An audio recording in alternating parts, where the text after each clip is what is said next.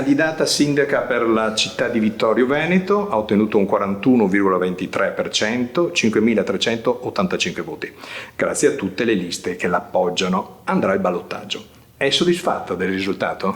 Sì, sono molto soddisfatta e anzi ringrazio tutti coloro che ci hanno dato l'appoggio in questa prima tornata elettorale. Abbiamo raccolto un buon consenso con il 41%, questo significa che effettivamente in città c'è realmente la necessità di un cambio di passo.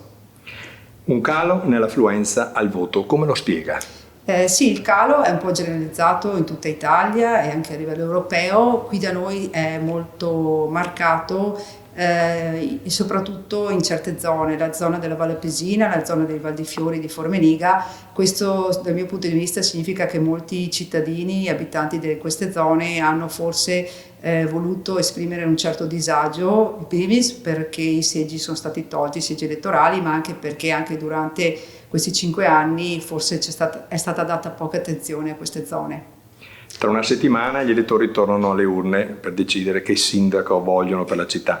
In questo breve tempo cosa farà per convincere i cittadini che lei è la persona giusta? Noi continueremo con quello che abbiamo fatto finora, cioè stare in mezzo alla gente, ascoltare, soprattutto c'è molto bisogno di ascoltare le persone, gli abitanti vogliono partecipare, vogliono dare un proprio contributo, continuiamo a ricevere osservazioni e richieste di interventi una volta qualora fossimo eletti al governo della città, quindi attraverso il volantinaggio, attraverso i confronti, attraverso la partecipazione, stando, ripeto, in mezzo alle persone. Giovanni Braido, uno degli sconfitti di queste elezioni, con idee politiche diverse dalle sue, in questi giorni ha dichiarato sui quotidiani locali che voterà per lei. Come l'ha presa questa sua posizione? Sì, è stata una sorpresa positiva anche per me. Evidentemente Braido ha riconosciuto in me una persona che riesce a ascoltare le persone a prescindere dal proprio credo politico. Quindi penso sia una questione più che altro di stima a livello personale. Naturalmente voglio ribadire che non ci sono stati assolutamente accordi, anche perché la posizione di Braido, la parte politica è molto lontana dalle nostre, però ripeto, molto probabilmente ha colto questa capacità mia di essere empatica e quindi di riuscire ad ascoltare i cittadini. A proposito di accordi, per il ballottaggio ci sono in vista apparentamenti con qualche lista? No, gli apparentamenti ci sono state chieste, però è stato sì dalla coalizione di Luisa Camatta. Purtroppo le richieste erano abbastanza impegnative per noi, quindi in questo momento, pur essendo massima disponibilità per quanto riguarda una collaborazione futura, anche per i programmi e anche per le scelte decisionali, abbiamo espresso questo alla coalizione di Luisa Camatta, però purtroppo in questo momento non ci sentiamo di apparentarci con nessuno. Il candidato Posocco su un quotidiano ha fatto una serie di nomi che dovrebbero far parte della giunta. Lei ha già pronta la sua squadra? Sì, io in testa ho ben in mente la squadra che mi accompagnerà in questa eventuale guida della città. Sarà una squadra formata da persone con un'esperienza, persone anche e soprattutto nuove, con tanta competenza e con tanta voglia di dare un contributo forte per il rilancio della città.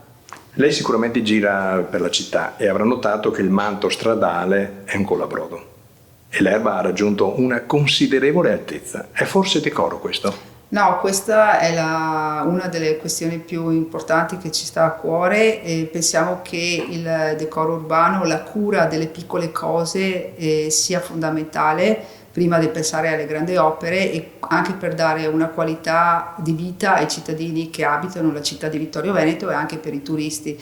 Quindi questa sarà sicuramente la cosa che noi attenzioneremo in particolar modo. Se dovesse diventare sindaca, quali sono le 3 priorità che affronterà da subito?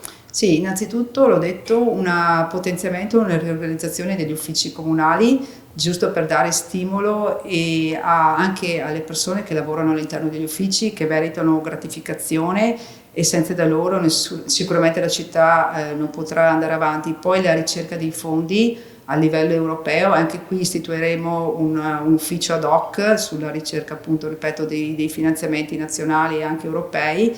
Dopodiché abbiamo detto prima la cura della città, assolutamente nei minimi particolari, e poi ad esempio la questione delle politiche abitative per quanto riguarda il rendere la città attrattiva soprattutto per i giovani, per le nuove coppie, ma anche per le persone anziane che incontrano sempre più difficoltà anche sull'abitare. Il tempo è scaduto, la ringrazio di aver accettato questo nostro incontro e le faccio i migliori auguri. Ha ancora 30 secondi per l'appello al voto. Sì, chiedo a tutti i cittadini di Vittorio Veneto di aiutarci in questo nostro progetto di rilancio della città di Vittorio Veneto, chiedo di darci fiducia. Noi ce la metteremo tutta per fare le cose che abbiamo sostenuto e che abbiamo detto. Penso che la città abbia la necessità di un cambiamento forte, soprattutto per la questione di apportare delle idee nuove e innovative, e quindi ancora una volta rinnovo l'appello a tutti i cittadini di darci la fiducia.